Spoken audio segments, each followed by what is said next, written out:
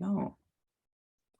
Good evening, everyone. Thank you for hanging out there for those few minutes there, and thank you for joining us for our Coffee Night Chat, the next in our webinar series. And we're pleased to welcome Tianna Henry to talk a little bit about Glad Day Bookshop and to honor Queer History Month this month and Glad Day's history and its part in our local queer community here in the GTA.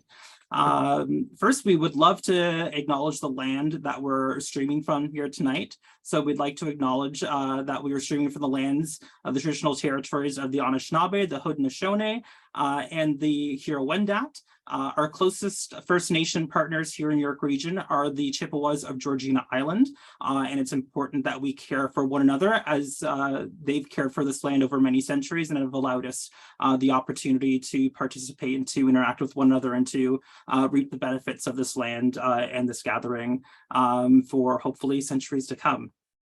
And yeah, again, thank you for coming out to tonight's Coffee Night chat. It's the first one that we've done in a very long time, so we're very excited to relaunch this and more details to come later on in terms of what you'll see moving forward with this type of programming. But to really kick things off, we wanted to do something special for Queer History Month. And if any of you know me, you know that I'm a bit of a queer history nerd, so I'm more than happy to welcome Tianna Henry to chat a little bit about Glad Day Bookshop and perhaps one of my favorite places to go to in the GTA. Tianna Henry believes that everyone deserves to find a place that celebrates exactly what they bring to the table. As the Community Outreach Coordinator, Head of Events, and Program Director at Glad Day Bookshop, she's been giving platforms to artists and performers since 2018. She's the founder of Glad Day TV, the virtual events platform launched early in the pandemic, which has been viewed by tens of thousands of people. She's the co-founder of Trans Toolkits, a nonprofit that supports trans people in getting the gender-affirming tools they need. And lastly, she's a diversity consultant specializing in supporting companies in understanding better how to thrive by taking care of their diversity, equity, and inclusion. Tianna has been featured on OutTV, the Toronto Star, and the BBC, and now with us. So Tianna, welcome. How are you? Thank you so much for having me. I'm absolutely thrilled to be here. And thank you specifically for inviting me to do this. I'm really pleased. Well, no, thank you for joining us. You know, you're so busy. You know, when we first met, you were just about to oversee an event at Glad Day. And so I know how busy you are. So thank you very much for taking the time to join us in our little chapter here at Pflag and all of us who are attending tonight. So before we get into the bulk of our event today, what we'd like to do at the very beginning is just a couple little quick icebreaker questions, very quick, and just to kind of get to know you a little bit more. How does that sound? Sounds wonderful. Awesome. So sunrise or sunset? Sunset. Sunset. Favorite reads? So I am getting back into Anne Rice. I'm sure you've heard of the new adaptation of Interview with a Vampire.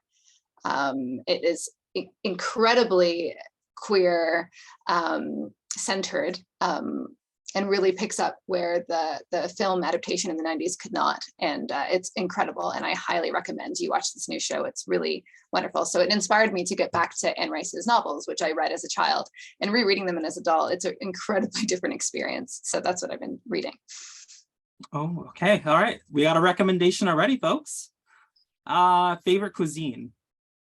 Ethiopian. Ethiopian. Okay. Any favorite dishes you'd recommend for anyone who hasn't had Ethiopian? Just get the veggie platter. You'll get to try all of the different kinds, and it's absolutely delicious. Highly recommend. All right. Any spots that you'd recommend? Wazima, it's located in Little Ethiopia, which is around Greenwood and Danforth in the East End of Toronto. That's my favorite restaurant in the city. Awesome. I'll put it in the chat. Oh, yeah. So that would be great. Favorite dessert? My grandmother's pie. Nothing beats it.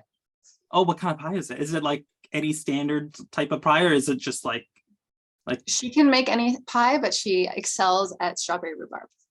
Oh, I love strawberry rhubarb. What do you like about a strawberry rhubarb pie?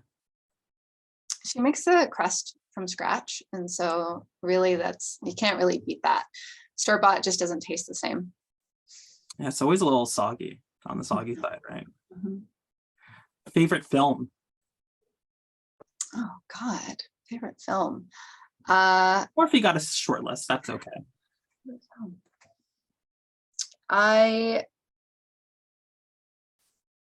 spooky season, and I always go back to the Three Witches, Hocus Pocus. I watched it every October. It came out in the 90s, and it's a movie I loved as a child, and it still holds up. And I haven't seen the sequel yet. I'm scared. I haven't seen it either. But I'm hearing good things. Like folks at work have been talking about it. And I think more of like an endearing aspect to it than it being, a great film plot wise or anything like that. But Okay, I will watch with bated breath. All right. Favorite artist?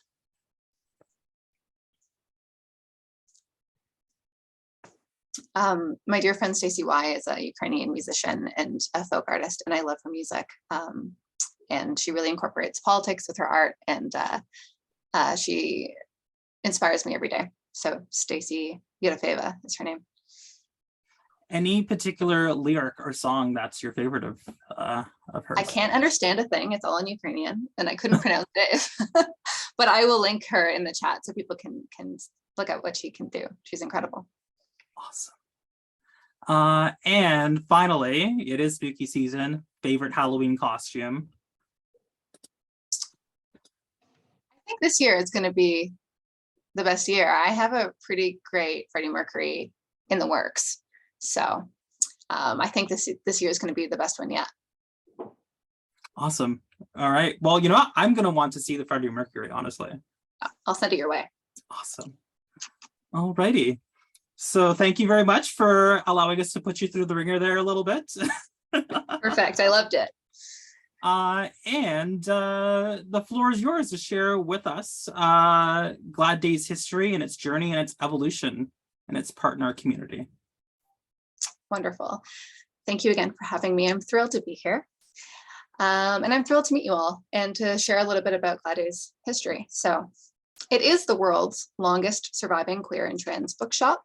That means that there were some others that have unfortunately closed. A few do exist around the world, but the numbers are. Glad Day is often described as home by a lot of community members. It certainly is a home for me, but before I can explain its unique position as a Toronto staple, please allow me to go back in time. Glad Day started in 1970, when Gerald Moldenhauer began carrying queer materials around in his backpack. Gerald was also one of the creators of The Body Politic, which was a queer activism-based Canadian monthly magazine that published from 1971 to 1987. It was started by an informal collective operating out of Gerald Moldenhauer's home. Now, after being predominantly mobile, Glad Day operated out of a garage in Kensington Market, and then it bounced around in some of Toronto's downtown neighborhoods, including Cabbagetown and Yorkville, until 1981, where it settled on Yonge Street. It was at this historic location from 1981 to 2016. Now, during the early 80s, the alley behind Yonge Street was where a lot of the first queer bars and clubs were. Folks were able to enter through the back, which increased their personal safety and anonymity.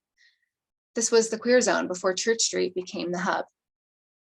A lot of closeted people felt comfortable sneaking into this store because Glad Day's signage was not obvious. Despite the inaccessibility of the steep stair walk up, the positioning of the shop was brilliant. If you didn't know where to look, you would walk right past it. Glad Day was often people's first stop in queer Toronto, where they were exposed to community and history. This was the place where they could read books and magazines written for and by their community, and read the bulletin board comprised of personal ads in search of a roommate, a job, a lover. The space was small, but its shelves were packed floor to ceiling with books and magazines. Now, to give some context, the shop was at this location during the height of the HIV/AIDS crisis. Queer people were dying by the thousands, and the stigma and mass misinformation caused more people to be ashamed and hide who they were. Glad Day was a place where meetings were held to share information and support. And that bulletin board was the place to get messages out to the community. For example, in 1981, the gay bathhouses in Toronto were raided by the police, and Glad Day was the place where everyone came to strategize and figure out how to respond. Actually, that very resistance led to the modern day version of Toronto's Pride. This was also a business that had frequent conflict with the police and the state itself. Boxes of books would arrive slashed, some wouldn't arrive at all. 75% of books bound for gay and lesbian bookstores in 1990 were detained. And 3 of our former staff have been convicted of criminal obscenity for materials. The first was Kevin Orr in 1983.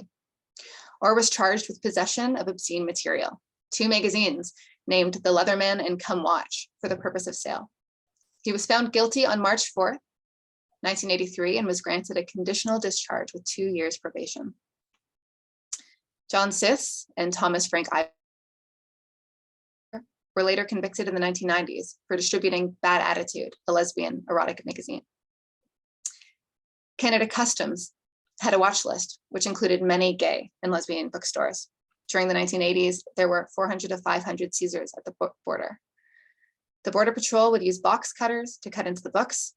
They would seize packages of magazines bound for Glad Day, hold them for 6 months, and then release them so that they could no longer be sold or returned. This resulted in the loss of thousands of dollars. So one strategy Glad Day used to fight this was to start addressing the materials to names that sounded like churches. The border would never hold books back destined for Mother Mary of God Church. There were morality boards that would judge whether books or movies were acceptable to be sold at this time. One of the more famous struggles we had with the state culminated into an Ontario Superior Court of Justice case, which ultimately found that submitting films to the Ontario Film Review Board violated the guarantee of freedom of expression. And this case fundamentally changed the way materials could be distributed and was ultimately a game changer for Glad Day. Many of these cases were lost and then years later won on appeal. And during these various court cases, the community did rally and help pay for legal fees. Another challenge we had was getting diverse titles and materials into the shop. Throughout its time on Yonge Street, Glad Day stock evolved to a remarkable extent. To give some context, there wasn't a real gay and lesbian literary movement until the late 80s. The books that we did have at the time contained a lot of queer subtext, lots of books from Britain, and there was an explosion, a gay and lesbian renaissance, one could say, that was predominantly white. We did have a fairly substantial queer Black section because a lot of the authors that were out and queer in the 80s were Black Americans. However, additional representations of other identities were severely lacking. What we saw in the 90s was a large amount of racialized authors breaking into the literary scene. These were often folks who started off reading at Glad Day. They began getting published, and a lot of them became quite well-known authors. Once this happened, the publishers learned that people want to read titles from racialized authors and hear their perspectives. They certainly know now that these books are worth investing in. We've seen this with trans authors as well. Before, there were a lot of cis people writing trans narratives, and now we see more and more trans authors every year come out onto the scene telling their own stories.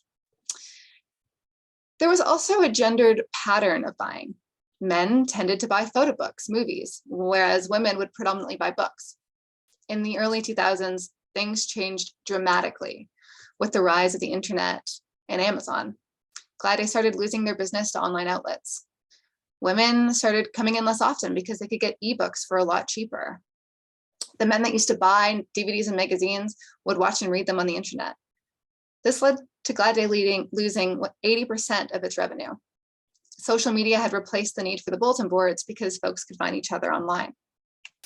Glad Day ceased being a cultural hub. These factors led to the decision to close in 2011. Determined not to let Glad Day die, 22 queer and trans community members bought the business. But after 4 years, they were too faced with the prospect of closing because they were unable to increase revenue on the books. They then realized that alcohol sales would be the only way to make enough money to stay afloat. Through connections, they found out that the queer cocktail bar Byzantium was for sale right in the heart of the Church and Wellesley neighborhood. Besides the location, what made this venue attractive was the accessibility of the space. They wanted Glad Day to be totally welcoming to all of our community members. They were able that the new location had an accessible bathroom and entrance.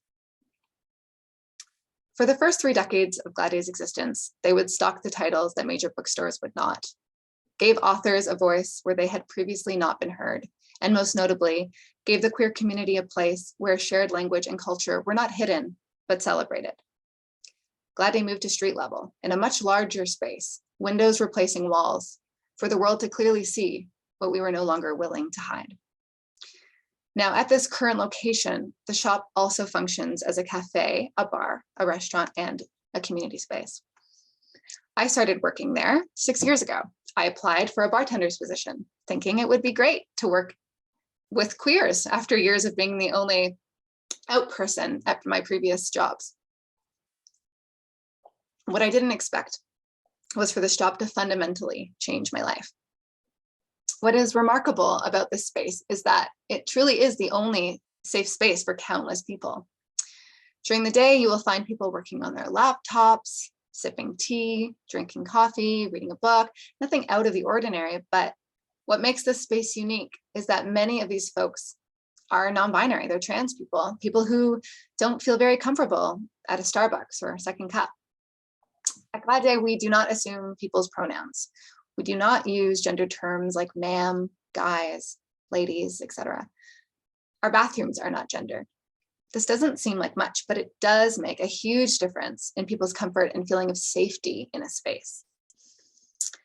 The other major difference in this new location is that the books are no longer cis gay male dominated, and neither are the staff. We want the shelves to reflect the many intersections of the queer community. We are not homogenous, and neither are the titles we stock. At my current role as the events coordinator, I get to provide a space and funding for local queer and trans artists and performers. Just this week, we are hosting a Star Trek drag night, a gay history trivia night, an Indigenous burlesque show, and a Golden Girls screening. We host community group meetups, readings, lectures, book launches, and countless workshops. And we try to keep most of our events free or as affordable as possible because we know that the community members that often frequent our space tend to have a lower income. And we don't think people should have to spend money to take up space at Glad Day. Now, Glad Day is in a remarkable in queer community in Toronto, and our reach is far. An example of this is what happened immediately after we had to suddenly close our doors in March of 2020. This was a time when no governmental subsidies or grants had been announced. We immediately launched a fundraiser through our nonprofit arm, Glad Day Lit, to give immediate grants to community members who lost the bulk of their income due to COVID. Tip-based workers, sex workers, bartenders, people had suddenly lost their way to pay rent and to buy groceries. And what we saw was an incredible show of support, the kind of mutual aid that queer people have always relied on.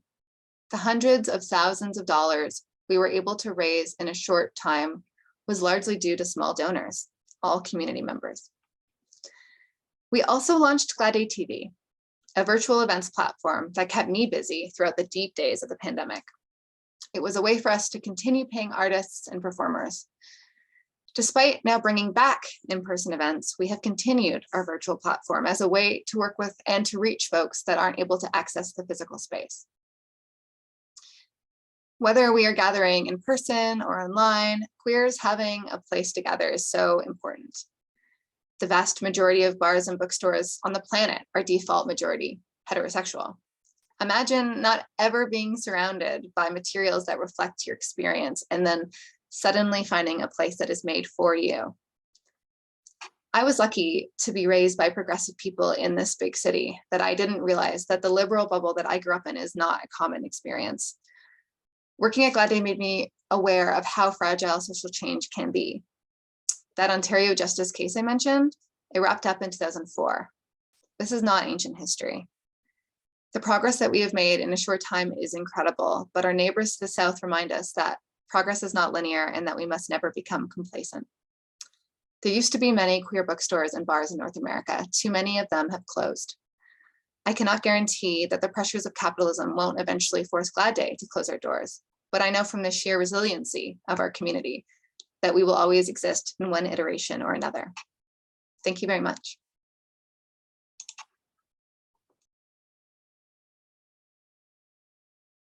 You're muted, darling. It was going to happen. It was going to happen to me. But thank you so much. That was absolutely terrific. I would love to encourage any of our attendees, if you have any questions or comments, please feel free to share them in the chat where I'm actively monitoring that. So please do participate and share. We do have a bit of time here for a little Q&A, an opportunity with Tianna. And I think a question that I have right off the bat is, you know, there seems to be this kind of this narrative in the story where, you know, suddenly with the advent of, you know, all this accessibility online, that Glad Day started to lose everything that was kind of fueling its identity, and it had to kind of evolve in a way. Do you think it's kind of regained that same identity that created it, or that kind of breathed life into it in the 80s, and or perhaps how has it evolved since? That's a terrific question. I would like to think that we have become a community hub once again. We're certainly the place where a lot of groups and workshops, you know, flourish because they think it's the perfect place, because they are interested in literature, because they're interested in building queer community, and often it's a place where people want to gather and discuss politics. They want to gather different issues in policing. A lot of these, the problems that I mentioned in my talk haven't changed. So, you know, when the Bruce MacArthur case was happening, people came to Glad Day to talk about next steps, how to navigate that issue. And that happened in the last decade. So I think Glad Day continues to be that place where the more political among the queer community get together to discuss issues, you know, support each other. We have events where older community members meet with younger community members and mentor them. I think that may have happened in the older location. I think one of the benefits of moving is that we have a much larger space. So there are more opportunities for people to gather, and there's lots of seats to take up. And so I think we were able to regain that sense, and maybe it is diversified in that we have a lot more diversity in our shelves and in our staff and in the people that come to Glad Day, much more so than in the 80s and 90s. And so that, I think, means that we were able to be a space for the majority of our community and not just a select few. And also the accessibility of the space is important because a lot of people weren't able to navigate going up those stairs. And so that shut out a lot of community members. And then as the population aged, a lot of people that were able to navigate the stairs were no longer able to. So all of those factors, I think, contribute to what I hope is a feeling of safety and security and belonging at the new Glad Day. And also, as the events coordinator, I make sure that our events reflect this, reflect the different interests that our community has, reflect that, you know, there are lots of queer and trans people that aren't interested in meeting each other at clubs, not interested in going to late night dance parties. So they have an opportunity to do daytime events where they can sort of meet and have tea. And there's a lot of sober folks in our community who don't want to be in environments that are alcohol driven or oriented. And so they're able to be in a more sober space. We have lots of non-alcoholic options. We have lots of non-alcoholic beer. And so we try to ensure that there's something for everyone. Yeah, I was just even thinking of that when we're talking, or when you were talking about the diversification of the space, the greater accessibility it has now on Yonge Street, and like almost every other queer space on Yonge Street, or not Yonge Street, sorry, Church Street, it has stairs, you know, or might not have, you know, a lift, or is catering to, like a bar or to some type of restaurant, and is a late night type of environment, right? Have you? I feel like no, but I still think it's an interesting question. Like, what was like the community feedback at times in terms of the space that you offer? Like, is there like a push and a pull, or a pressure for Glad Day to start to go into that direction, but the obvious benefits of just having the space and holding it for others really just makes it easier to really push away against kind of, I guess, the temptations to better, what some people might argue, in better securing its future financially, at least. Yes, so this is Like, it's an interesting, tug and like pull. This is the polarization that this is the tightrope that we always have to walk, because we are a business. We have a nonprofit arm, which helps pay for our artists and performers, but basically we are a business, and so we aren't publicly funded. We don't get any governmental grants. We're not seen as a heritage site. So we don't get any support other than what our community members can give us. And capitalism is hard, and our rent is very high. And we often don't break even. And so I can't say that moving to the larger space meant that we made lots of money, quite the opposite. But, there is that sort of age-old question of, should we sort of cater to the queer folks that have lots of disposable income, the cis white gay men who frequent the other establishments on Church Street? That way we would probably, make more money every month. Or do we want to keep our space sort of accessible to the more marginalized among us? And so that is a hard line. And so what we've been trying to do for the last 7-8 years is do both, have events for different communities, and hopefully that the former community can help fund the space so that we can offer it to the latter. And of course, that's very difficult, and we don't always do our best at achieving that. But yeah, it's something that we're always having meetings about, how to navigate the pressures of capitalism while still keeping our prices fairly low. Like our drink prices are very reasonable, I would say, lower than you'd find in most bars. And our food is also very accessible. And if we have any community member that comes in that isn't able to afford it, we'll just give it to them. And we have relationships with a lot of the street involved folks that walk on Church Street, and we give them clothes and food and coffee whenever they need it. So that is very much an inherent part of our value system. And so to not engage in that way that we have always engaged in would, I think, make our existence no longer not needed, but it wouldn't make any sense for us to continue doing what we're doing if we would sort of compromise on those values. So yeah, I wish I had a better answer, because we're always grappling with that very, very thing.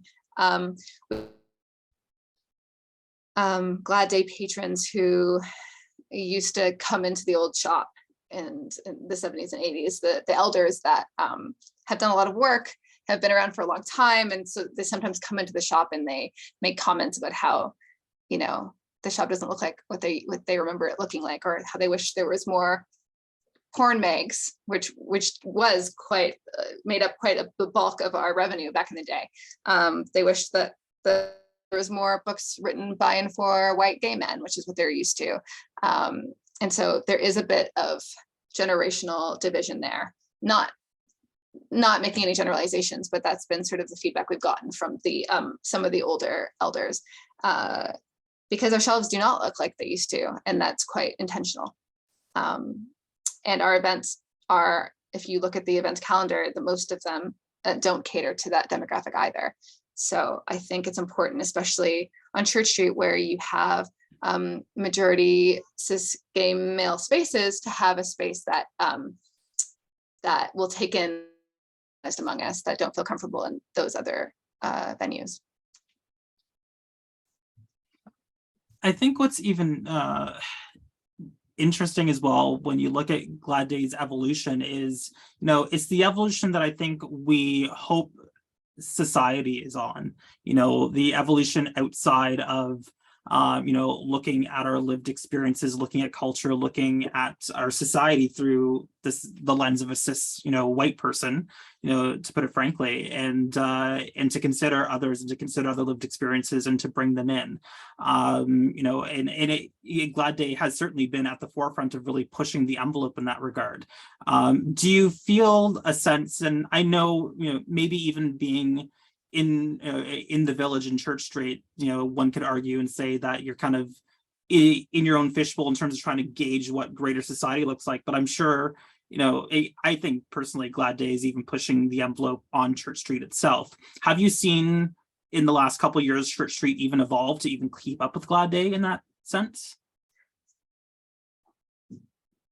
I love our neighbors. We have a wonderful relationship with them, and they serve an important space. Not to put down your neighbors at all, but yeah. My disclaimer. But I haven't seen any sort of intention or interest of the owners to evolve. They don't really need to. They make, they don't have any trouble filling their venues. Typically on the weekends, there are lineups.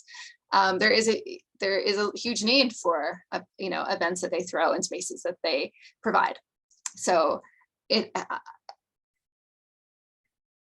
there has been, of course, controversy around equity issues and in different venues. Glad Day has also experienced those, but I think in the last few years, I have noticed that a lot of the drag venues on Church Street have been starting to employ a lot more drag kings. You didn't really see that before. There's a lot more POC queens and kings, not just kings and queens, non-binary performers as well. And I think that also has to do with the kids, like younger generations coming up and doing drag, people of all genders, more trans-identified folks taking interest in drag and gender expression and performance. I think there is a huge number of performers that I personally saw come out after the pandemic. And so I think those bars are responding to that. They see that there's real talent there, that they would be amiss to not employ those performers who are excellent and incredibly talented. So I think that is one major change that I've seen. And that's really wonderful to see, because everyone deserves to get paid and to be seen and to get access to those stages. Nice. And it does, I guess, make sense in a way from a financial perspective why those other establishments feel the need that they don't need to evolve. If what they're doing now is paying the bills and also securing their future too, then it's like a why change type of thing. But hopefully, but it's your point, there is some evolution. I've noticed that myself. There are more drag kings out there that are given space, they're provided space, and that's a great thing.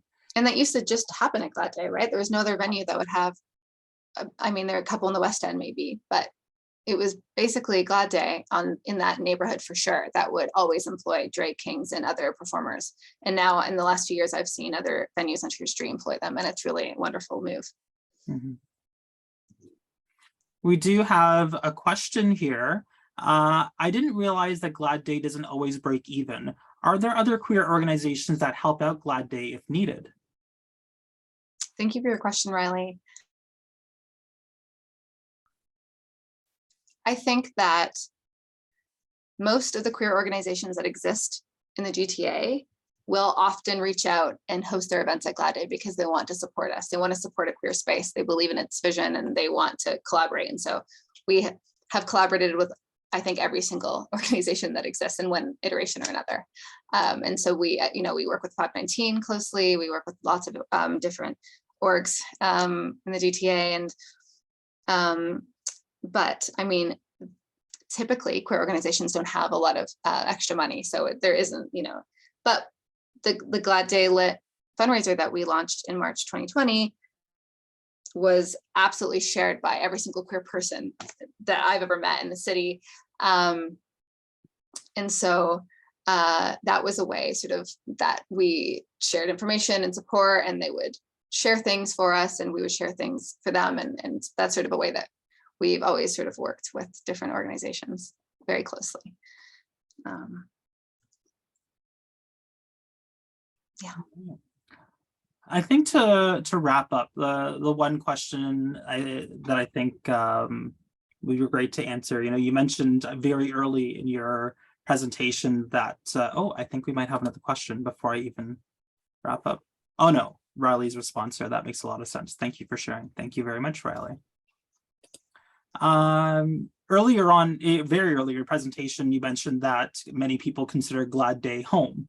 And I think to maybe flip things a little personally for you, what makes it home for you? And how do you feel you've made it home for other people? And how will it continue to be home for other people in the future?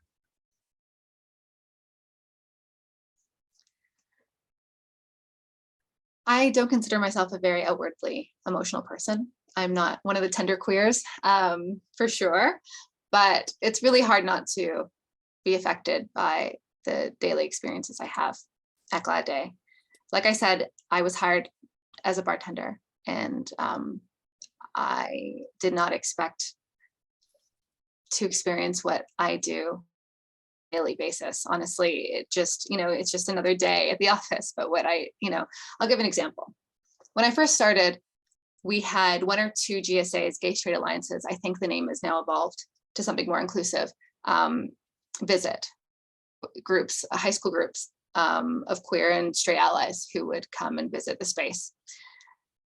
I think this past June, at the lead up to Pride, we had 30 different groups from schools across the GTA come and visit. And I would get contacted to coordinate this. And often they would ask me to talk to them about Glad Day, give them a little spiel about what we do, and, invite them into a queer space. And I was very happy to do that. And of course, I loved meeting these incredible, brave humans. And a lot of them come from transphobic and homophobic homes and didn't tell their parents where they were that day.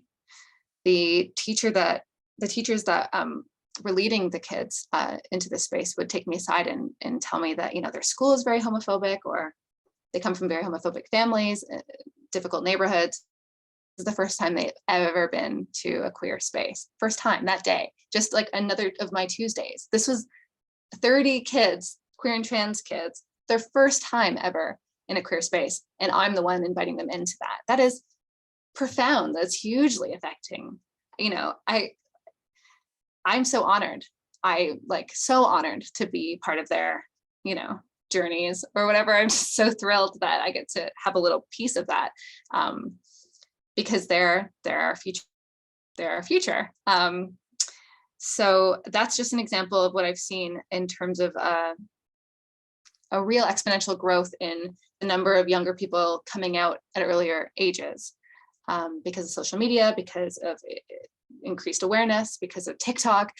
These kids are coming out at earlier ages, and they have such incredible language to describe their experiences and describe their social lives in general. And whenever they would come to the space and talk about that to me, I was always so overwhelmed because I certainly didn't have that language when I was their age.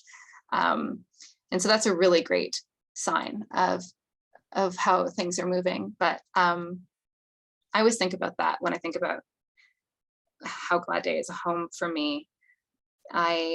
I don't feel like I'm going to work. I feel like I'm going to see my friends, and anytime that somebody needs help or resources, I I absolutely am more than happy to sit down with them and give them my time and space, because it's so important. It's so important. So that's how I think I affect other people. I've gotten lots of great feedback.